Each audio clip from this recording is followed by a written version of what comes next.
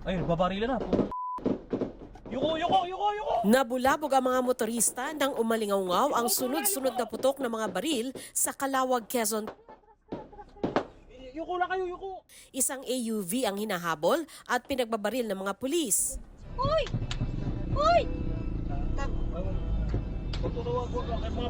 Hoy! Sa isa pang dashcam video, kitang nataranta ang ibang motorista nang marinig ang barilan. Adik yan, adik. Diyos ko.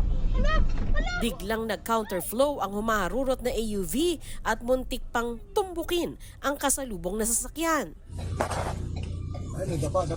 Ayon sa Quezon Provincial Police Office, 2 suspect na target sana ng buy-bust operation kaugnay ng illegal firearms ang sakay ng hinahabol nilang AUV.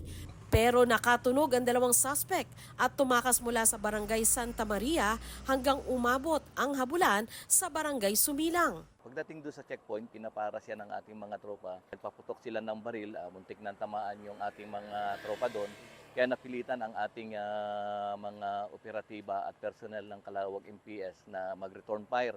Doon na nasawi sa engkwentro ang 2 suspect. Ayon sa mga otoridad, sangkot sa gun for hire ang mga nasawi na dati nang may mga kaso. Mga known personality doon na involved sa mga shooting incident sa Candelaria, Chaong, and Sariaya and Lucena. Marami siyang mga naipile sa kanya na murder cases, pero karamihan dyan winidraw ng complainant at yung iba na-dismiss. Tukoy na ang pinagkakakilanlan ng isa sa mga suspect habang inaalam pa ang detalye ng isa pa.